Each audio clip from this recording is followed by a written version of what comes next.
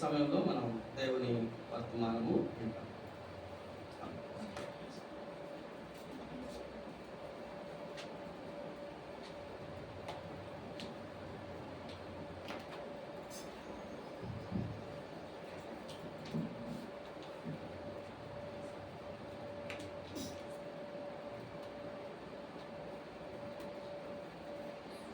రండి లూకా సువార్త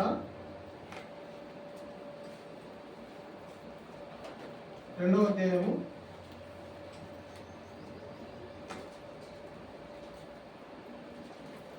13-14 వచనాలు కలిసి చదువుతాం.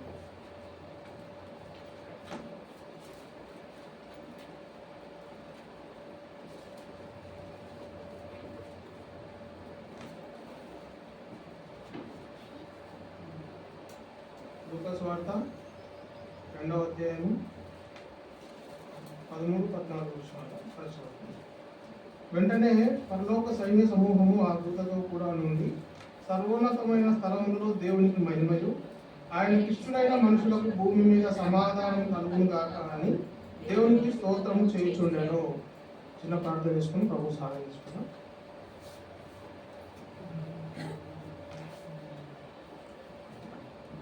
దేవుల మా పేపర్లోకి తండ్రి యేసుక్రీస్తు దేవా, మరొకసారి మీ మందిరావరణంలో మీరు ఏర్పరచుకున్న మీ ప్రజలతో కలిసి దేవతండ్రి ఉదయకాలం అంతా ఆరాధనలోను బలలోను మీతో గడపడానికి నాకు ఇచ్చిన తరుణాన్ని బట్టి మరొకసారి మిమ్మల్ని స్తుతిస్తున్నాను.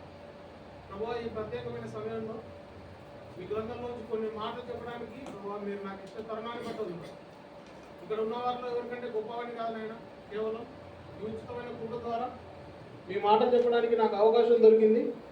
ఈ అవకాశాన్ని నేను మిస్యూజ్ చేసుకోకుండా ప్రభావ మీ పిల్లలకు ఏదైతే అవసరమో ఆ మాటని వివరించడానికి నాకు సహాయం చేయండి. దేవతండ్రి మీ మాటలు చెప్పడానికి నన్ను గూడగా వాడుకుంటున్నామని వేడుకుంటున్నాను. దేవతండ్రి హృదయం తెలిసిన దేవా, మీ పిల్లల హృదయాన్ని తెలిసి వారు అర్థం చేసుకున్నట్లుగా మీరే గ్రహింపు దయచేయమని, నా నోటిని కూడా మీరే ముట్టమని దేవతండ్రి మీ మాటను సఖ్యంగా వర్చిపడానికి నాకు సహాయం చేయమని దేవా మీ కృపను కోరుకుంటున్నాము.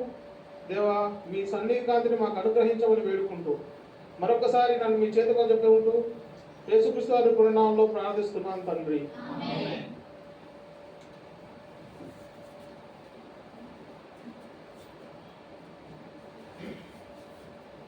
లూకాసు వార్త 2వ అధ్యాయము 13-14 వచనం చదివినాం కదా.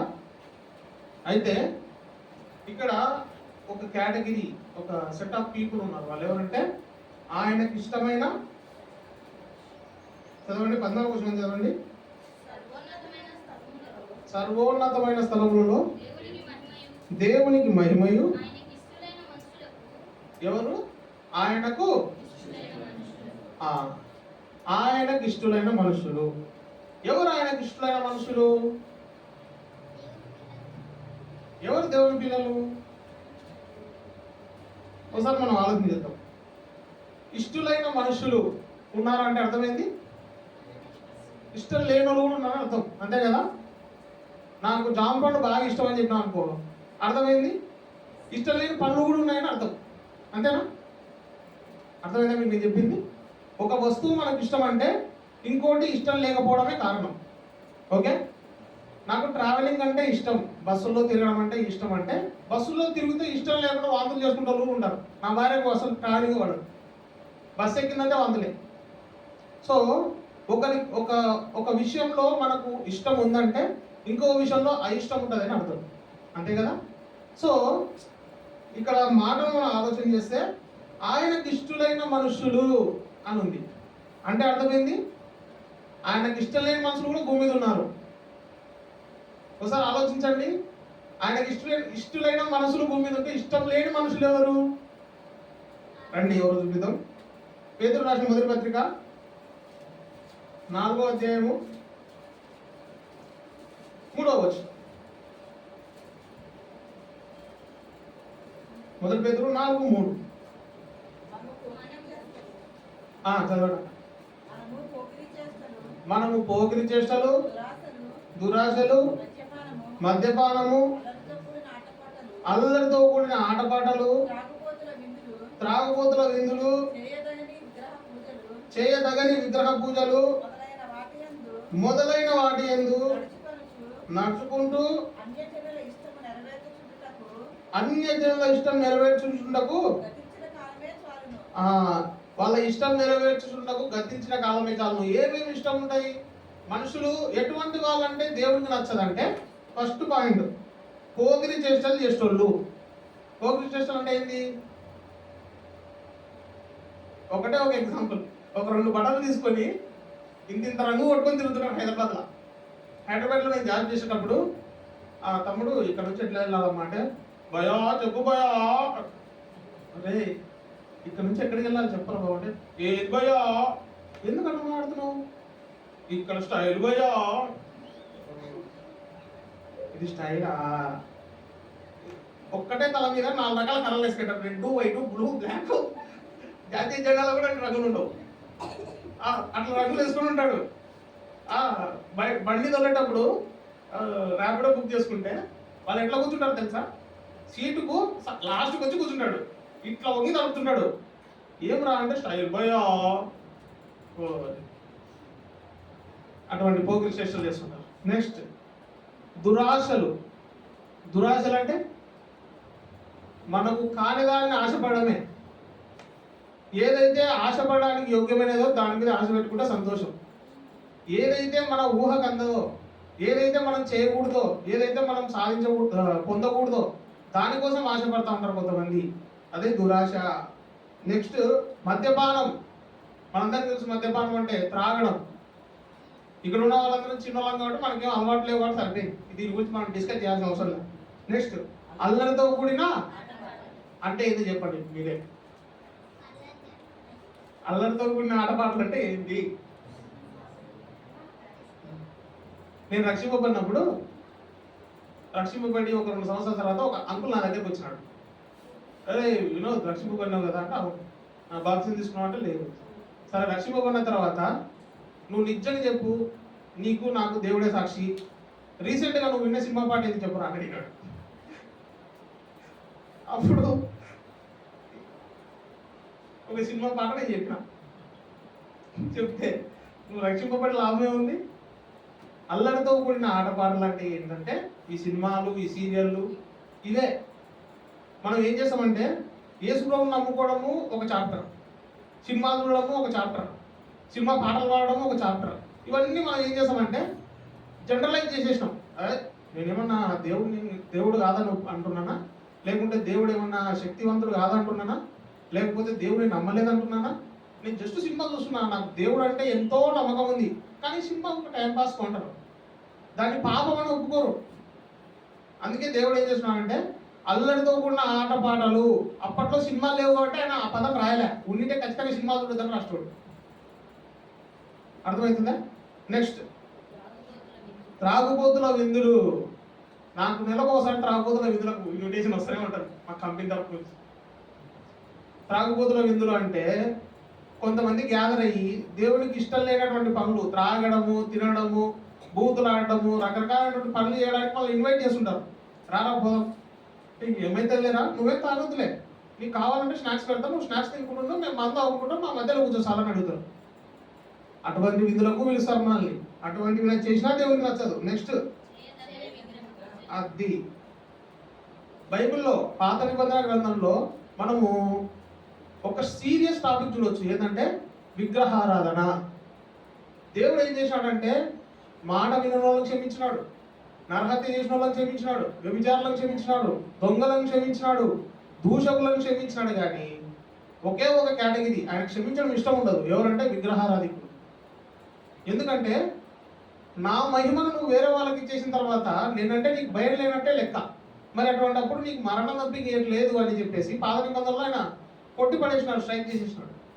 సో విగ్రహారాధన విషయంలో ఎవరైతే నడుచుకుంటుంటారో వాళ్ళు. నెక్స్ట్ అన్యుల ఇష్టం.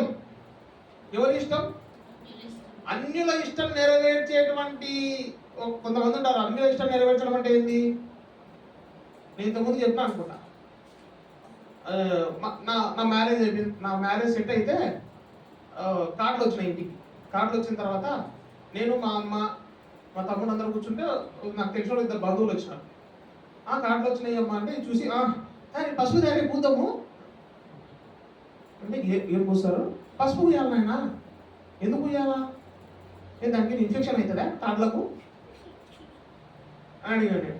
ఇన్ఫెక్షన్ కాదరా, శుభం రా నాయన పసుపు పూస్తే అటు చెప్పి చిన్నప్పటి నుంచి నేను కూడా పసుపు పూసుకుంది కదా, శుభములు. నాకు ఏ ఆచారాలు ఇవి? ఎక్కడున్నాయి? ఎవరు చెప్పినారు ఇవి? ఇది విననే వినడు, వీడు అయితే మొండోడు అనుకుంటే తిట్టుకుంటా పోయింది మాట. నెక్స్ట్ పెళ్లి కొడుకుని చేయక పసుపు నీళ్ళ సవాలు ఏమేమో చెప్పినారు నాకు అడిగి వచ్చి. నేను వచ్చి ఎవ్వరు నాకు అడిగి రావద్దండి, నేను పోయి స్నానం చేసి చక్కగా మన పనికి వెళ్ళిపోతా, నాకు మీతో సంబంధం లేదని చెప్పిన. ఇంకా మా వాళ్ళందరూ యుద్ధం నా మీద.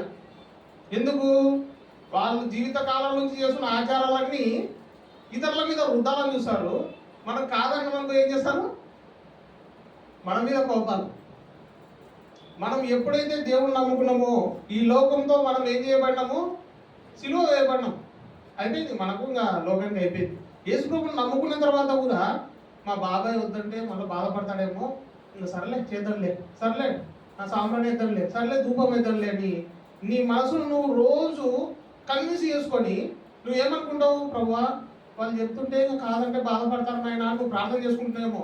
దేవుడు అనుకుంటాడు నా బిడ్డ నా కోసం నిలబడతలేడు ఎందుకు, ఒక్క మాట నాకు వద్దు అని వాళ్ళకి ఎందుకు చెప్పలేకపోతున్నాడు. 20 సంవత్సరాల నుంచి రక్షింపబడిన తర్వాత కూడా ఎందుకు ఇట్లే ఉన్నాడు. వాళ్ళు చెప్తున్నారు ప్రభువా చేయాల్సిందే, వీళ్ళు చెప్తున్నారు ప్రభువా చేయాల్సిందే. నీ మనసును నువ్వు కన్విన్స్ చేసుకొని దేవుడిని బాధ పెడుతున్నట్టు నీకు అనిపించదా? నేను డెసిషన్ తీసుకున్నాను ఆ విషయంలో. నా పెళ్లిలో ఒక పసుపు కొమ్మ కనపడకూడదు, ఒక పూల కొమ్మ కనపడకూడదు. ఆడ పెళ్లి జరుగుతుందని లోపలికి వచ్చి చూసే తప్ప అర్థం కాకూడదు. అంత ప్రశాంతంగా జరగాల. ఎట్లయితే మన మందిరంలో మీటింగ్స్ జరుగుతాయో అంత నీట్గా జరగాలని నేను కూర్చొని కంకణం కట్టుకొని వచ్చిన వాళ్ళందరూ తిట్టడమే నాకు. ఎందుకు? అందరూ అన్నిలే, ఎవరు రక్షింపవల్ల. ఎందుకు ఎట్లా చేస్తున్నావు, ఏం పెళ్ళరా ఇది, ఏం పెళ్ళరా సాగుకు వచ్చినట్టు పెళ్ళికి వచ్చినట్టు లేదు, సరే సాగు కట్టుకొని తిరిగిపోండి. మీరు నాకేమన్నా మీరు చెప్పినట్టు పెడితే నాకేమన్నా కిరీటం వస్తుందా, లేకపోతే పరలోక రాజ్యం వస్తుందా? ఏం రాదు. అనవసరంగా మీరు చింత చేస్తున్నారని చెప్పి అందరిని ఎదించిన ఈ రోజు వరకు వాళ్ళందరూ ఎప్పుడైనా కనపడితే నాయన ఎంత మంచిగా పరిశుద్ధంగా పెళ్లి చేసుకున్నారా తిట్టినోళ్ళే. వాళ్ళకు ఒకరోజు స్ట్రైక్ అవుతుంది, అప్పుడు వాళ్ళే అంటారు అబ్బా ఆ రోజు నువ్వు కనపరిచిన నీతి ఈరోజు నా కళ్ళకు అర్థమైంది అంటారు. సో అన్యులను మెప్పించడానికి రకరకాల పాటలు పాడుతూ ఉంటారు చూడండి, దేవుని పక్కన పెట్టి. వాళ్ళు ఇట్లా దేవునికి నచ్చని ఒక కేటగిరీ ఉంది. ఇంకో కేటగిరీ మొదటి పేతురు పత్రికలు ఉన్నాయి 1:4.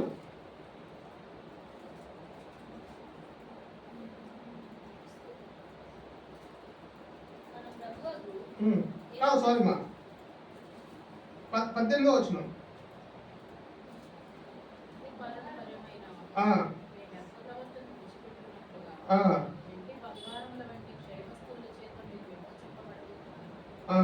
కానీ అనగా నిర్దోషమును నిష్కలంకముగు గొర్రెపిల్ల వంటి క్రీస్తు రక్తం చేత. చాలక్క ఇందాక చెప్పినాను కదా, అన్యులను సంతోషపెట్టే విషయంలో మనం చేసే కొన్ని ఆచారాలు ఉంటాయి, కొన్ని పద్ధతులు ఉంటాయి. అవన్నీ మనం ఏం చేస్తామంటే సోషలైజ్ చేసేస్తాం. అవన్నీ మామూలే కదన్నా, చేస్తే ఏమవుతుంది లేనా, ఏం కాదు వాడు బాధపడుతున్నాడు వాళ్ళు బాధపడుతున్నారని మనం ఏం చేస్తామంటే దేవుడిని ఆయాసపరుస్తున్నాం, దుఃఖపరుస్తున్నాం. ఒకసారి ఆలోచించండి, ఇన్ని సంవత్సరాల విశ్వాసం ఉంది, ఇన్ని రోజుల నుంచి రక్షింపబడినాం, దేవుడు అంటే ఇంత బాగా తెలుసు, అయినా కానీ ఒక చిన్న విషయంలో మనం తప్పిపోతా ఉంటే ఎట్లుంటుంది ఒకసారి ఆలోచించండి. కాబట్టి ఇప్పుడు దేవుడికి ఇష్టం లేని వాళ్ళు ఎవరో మనం చూసినాం, అవునా? సో కొన్ని పనులు మనము ఏదైతే మనం మనసాక్షికి విరోధంగా చేస్తామో, కొన్ని పనులు ఏదైతే మనం మనుషుల కోసం చేస్తామో, కొన్ని పనులు మనం ఏదైతే మన స్నేహితుల కోసం చేస్తామో, బంధుమిత్రుల కోసం చేస్తామో, రకరకాలైన వాటి ద్వారా మనం ఏమైపోతామంటే దేవుడి దృష్టిలో అయిష్టులుగా ఉంటాం, ఆయాసపడే వాళ్ళుగా ఉంటాం. ఎన్ని రోజుల నుంచి నేను చూస్తున్నా సరే ఎందుకు మారట్లేదు ఇతను అని దేవుడు మనల్ని బట్టి బాధపడుతూ ఉంటాడు. అయితే ఎవరు చూసి సంతోషపడతాడు? ఒక 4 కేటగిరీ. 15 నిమిషాలు టైం ఉంది, 3:30 వరకు నాకు టైం ఇచ్చినారు కాబట్టి 15 నిమిషాలు ఇంట్రడక్షన్ అయిపోయింది కాబట్టి 15 నిమిషాల్లో 4 చూపిస్తా. ఎవరు దేవునికి ఇష్టమైన వాళ్ళని అందులో మనం ఉన్నామో లేదో చూసుకుందాం. మొట్టమొదటిగా రండి, ఎబ్రిలకు రాసిన పత్రిక 11వ అధ్యాయము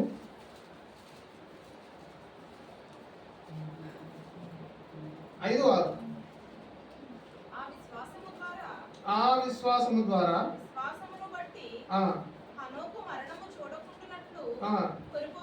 కొనుకోబడెను. అతడు ఎలక ముందు దేవునికి ఇష్టడై ఉండనని సాక్ష్యం పొందెను. కాగా దేవుడు అతన్ని కొనిపోయిన కనుక అతడు కనబడలేదు. విశ్వాసం లేకుండా దేవునికి ఇష్టడై ఉండుట అసాధ్యము.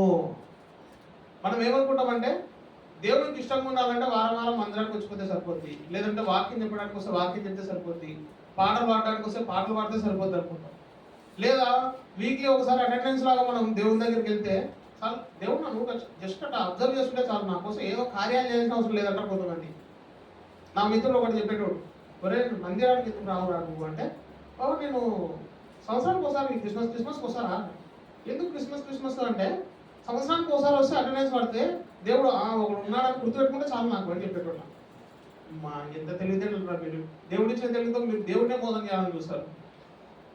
మనం మందిరాన్ని అటెండెన్స్ చేసుకోవడానికి వస్తుంటాం కదా.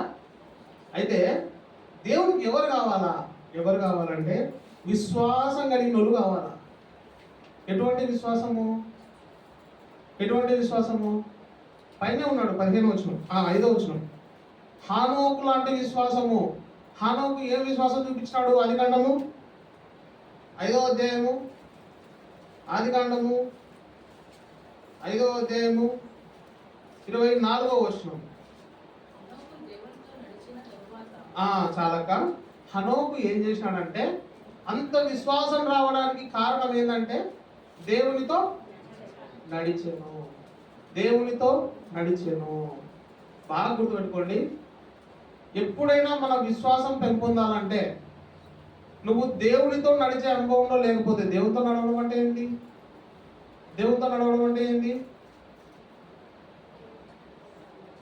తెలుసా? దేవునితో నడవడం అంటే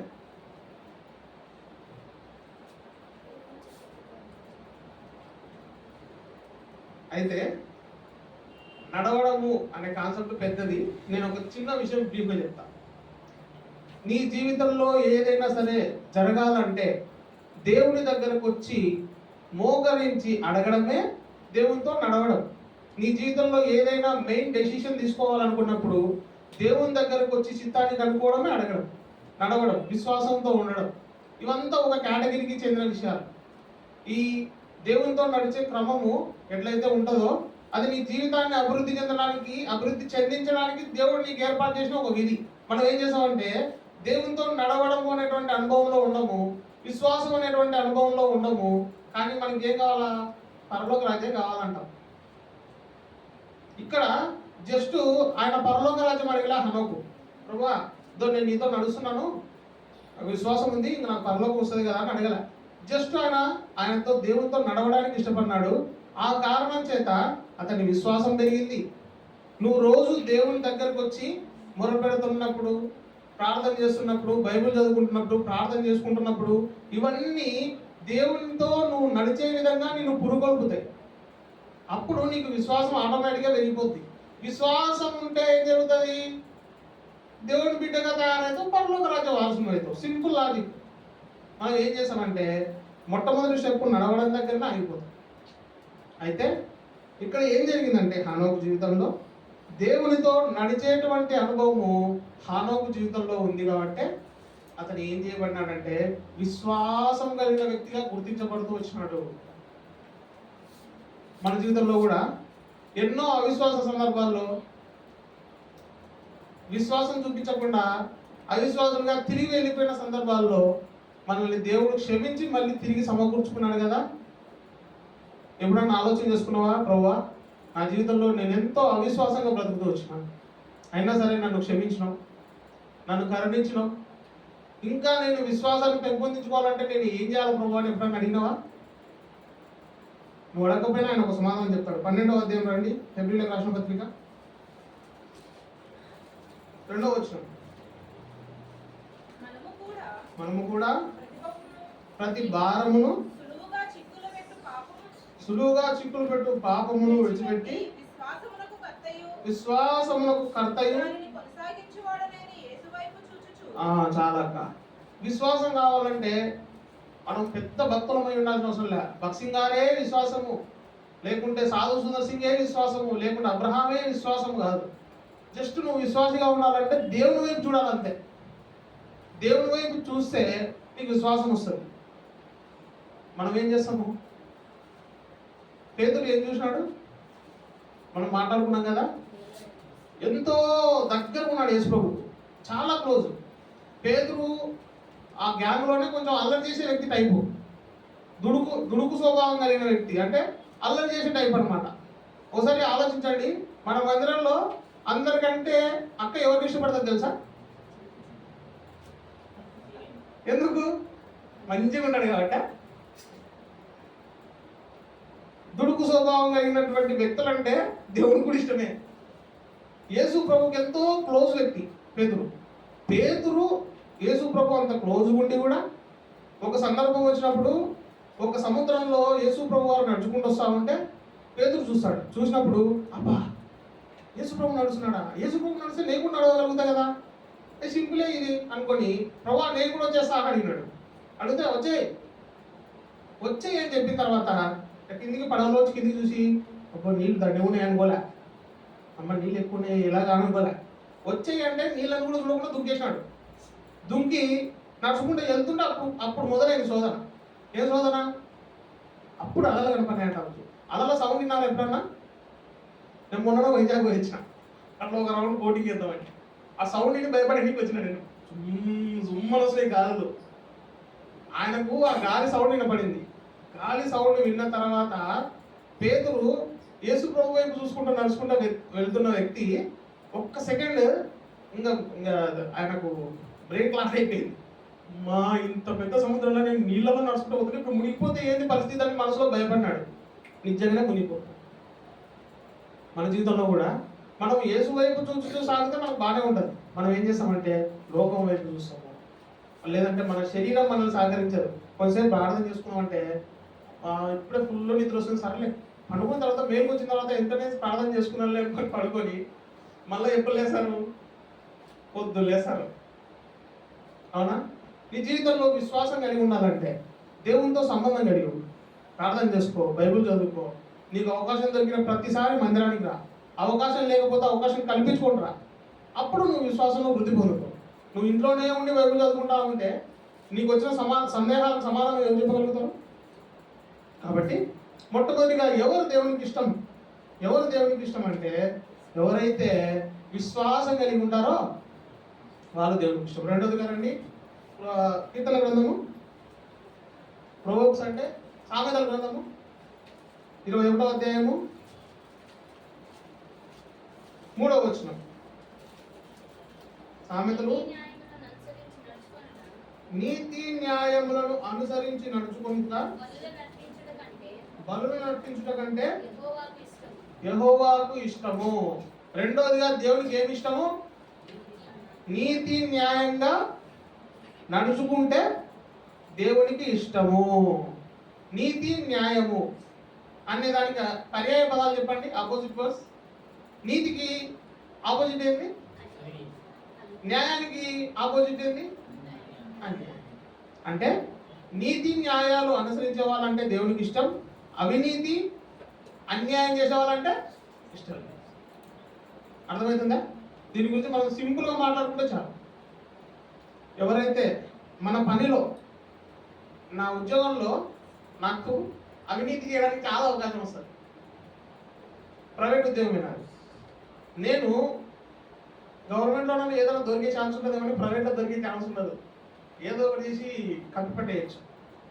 కూర్చొని అవకాశం చేతులు దాకా వచ్చినప్పుడు నువ్వా ఇది తీసుకొని దీనిలో భాగము లేకుండా ఒక 20% లేదు ఇక 50-50 ఏదో ఇచ్చేద్దాంలే ప్రభావ తీసుకుంటా కానీ ఏమవుతుంది, ఇప్పుడు నేను ఒక్కొని తీసుకోకపోతే ఏమన్నా ఈ ప్రపంచం మారిపోతుందా, నేను ఒక్కొని చేయకపోతే ఏమన్నా ఈ ప్రపంచం అంతా ఏమన్నా తలకిందులు అవుతా అని మనసును సర్ది చెప్పుకుంటున్నా. కొన్ని సందర్భాలు వచ్చినప్పుడు సర్ది చెప్పుకొని ఒకసారి సర్లేని తీసుకున్నా. చేతులు పట్టుకుంటే చిరి చెమటలు ఇంకా అయిపోయి ఈరోజు వెళ్ళిపోతాడు అన్న వాళ్ళకి వాడు దగ్గర చెమటలు అట్లా పట్టే నాకు ఇంకా భయం అవుతుంది. గుండె నూట ఎట్లాలో కొట్టుకుంటుంది బిర్యానీ. ఏం అర్థం కాలే నాకు. పొద్దున్నైనా తీసుకోవడం వద్దు చచ్చిపోవడం వద్దు అని మళ్ళీ ఆయనకి ఇచ్చేసి వచ్చి కూర్చుంటే ప్రశాంతంగా ఉంటే ఆయనకి ఇచ్చేసి వచ్చి కూర్చున్నా. ఇంకా ఏం లేదు, మామూలుగా ఉంది. ఏం ప్రభు నిన్ను నమ్ముకుంటే ఏ తప్పు చేయని 1-2 ఇచ్చి పెట్టాలి కదా నువ్వు, నేను కూడా బతకాలి కదా భూమి మీద అని తిట్టుకుంటా నవ్వుకుంటా దారంటే నడుచుకుంటా పోయినా. నేను 2 కిలోమీటర్లు బండిని మర్చిపోయి ఆఫీస్ దగ్గర నుంచి నా రూమ్ వరకు 2 కిలోమీటర్లు ఉంటే నేను ప్రభుత్వం మాట్లాడుకుంటే పోవా 2-3 తప్పులను నువ్వు వదిలేయాలయ్యా, ఇట్లయితే మళ్ళీ మాకు కొంచెం బతకడానికి ఇబ్బంది అవుతుంది కదా. ఏమన్నా కావాలంటే చేయాలంటే ఏదో చిన్న చిన్న పాపాలు కొన్ని 2-3 నెలలు చూడనట్టు ఉండాలి కదా ప్రభు అని మాట్లాడుకుంటే ఇంటికి వెళ్ళిపోయి తాళం చూస్తే తాళం బైక్ ఉంది, బైక్కి ఇంటి తాళం కూడా ఉంది. అబ్బా బైక్ మీద వచ్చిన అట్లేని మళ్ళీ ర్యాపిడో బుక్ తీసుకొని ఇంటికి వెళ్ళి వచ్చి తీసుకొని పోయినాం. మళ్ళీ ఇదంతా ఎందుకు చెప్తున్నానంటే మనం ఏదైనా తప్పు చేయాలంటే మనల్ని కంట్రోల్ చేయడానికి దేవుడు భూమి మీదకి రాడు. నేను ఈ పాపం చేస్తున్నా, ఇది చేయకుండా నన్ను దేవుడే కాపాడాలంటే దేవుడు భూమి మీదకి వచ్చి నువ్వు పాపం చేయకుండా చేతులు అడ్డం పెట్టాడు. నువ్వే నీ మనసును అడ్డం పెట్టాలి, నీ మనస్సాక్షిని అడగాల. మనసా నేను యేసు ప్రభువుని నమ్ముకున్నా కదా, నేను ఇది చేయొచ్చా అని ఆ మనసు నీతో ఆచి ఏం పర్వాలేదు అడిగింది అనుకో, అప్పటికి అది నీకు నిజంగా దేవుని ఆత్మ ఉంటే నీ ఆత్మ అట్లా చెప్పదు.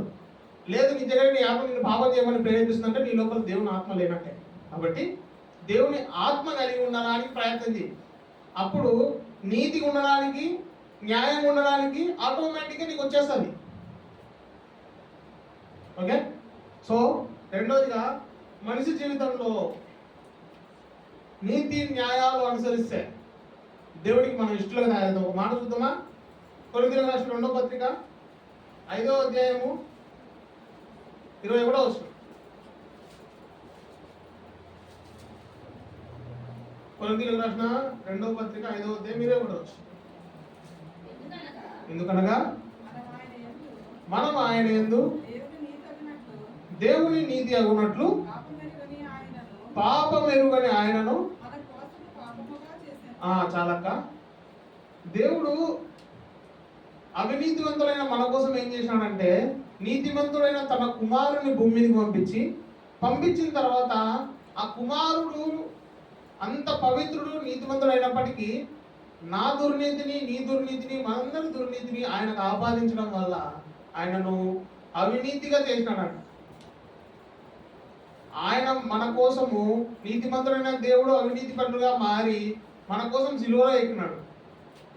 మనము అంత చేసిన తర్వాత కూడా ఇప్పటికి కూడా అవినీతిలోనే ఉంటాం. దాని నుంచి మనం బయటికి రావాలి. అవినీతి అంటే ఓన్లీ కాని విషయాల్లో మనం చేసేటువంటి అతి జోక్యం అనుకోవచ్చు. ఆ మాట చాలు. నీతి ఉండడానికి మనం ఎప్పుడైతే ప్రయత్నం చేస్తామో అప్పుడు మనం ఒక ఆయనకి ఇష్టంగా ఉంటాం. నీతిగా మనం లేకపోతే పీడ మనం యేసులో నమ్ముకొని 100 సంవత్సరాలైనా లాభం లేదు. కాబట్టి నీతి నీ జీవితంలో ఉందో లేదో ఇప్పుడే పరీక్ష చేసుకో.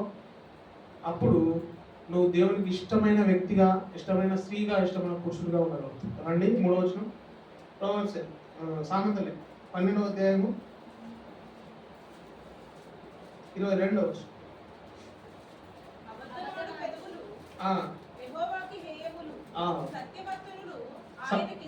సత్యవర్తనులు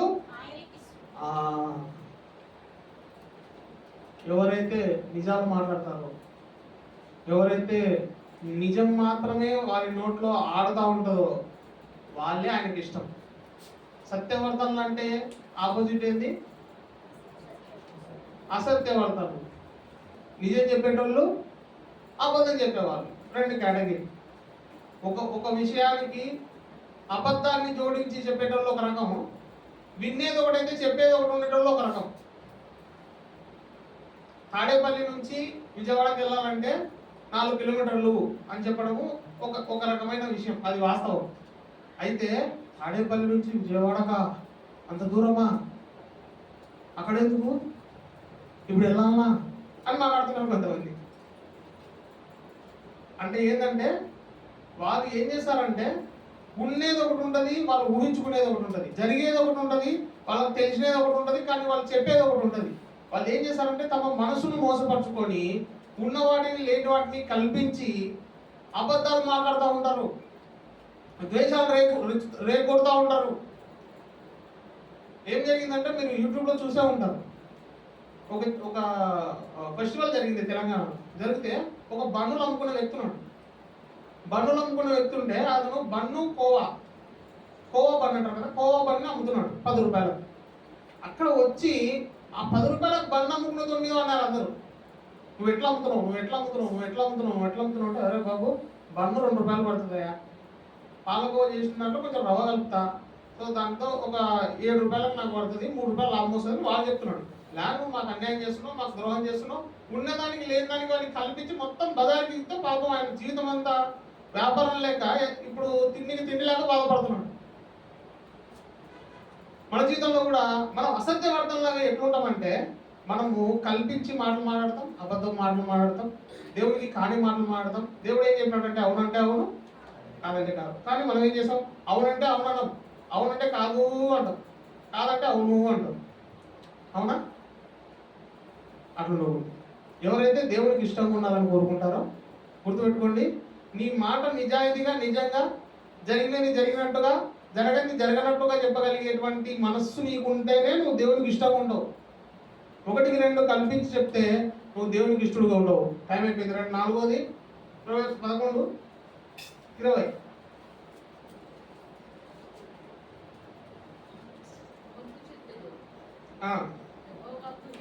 యెహోవాకు యథార్థంగా ప్రవర్తించేవారు ఎవరు ఇష్టమంట? యథార్థంగా ప్రవర్తించేవారు. ఒక మాట ఉంది సామెతల్లోనే, ఒకటి ఎదుట సరైనదిగా కనబడే మార్గం కలదు, తుదకది మరణానికి దారితీయను. మన జీవితంలో మనం ఏమనుకుంటామంటే నేను చాలా మంచిని, నీతిమంతుని, యథార్థంగా ఉన్నా, మంచిగా ఉన్నా, నా లోపల ఎటువంటి కల్మషం లేదనుకుంటున్నాం.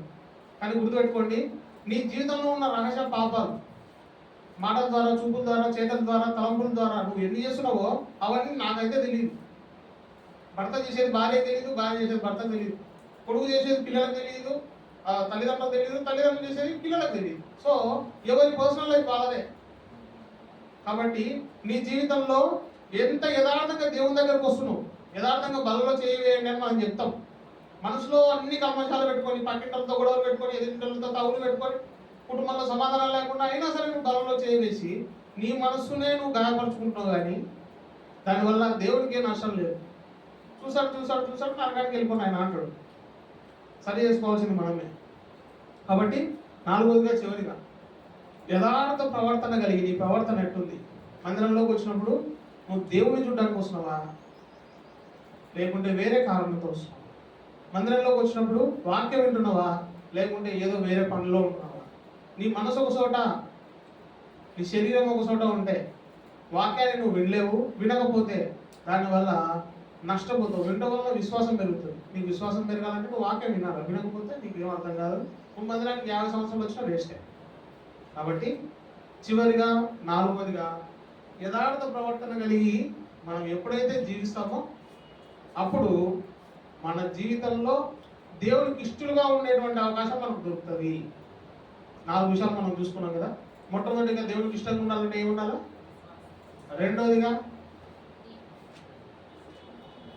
నీతి కలిగి ఉండాలి. 3వదిగా సత్యం కలిగి ఉండాలి. 4వదిగా యథార్థంగా ప్రవర్తించాలి.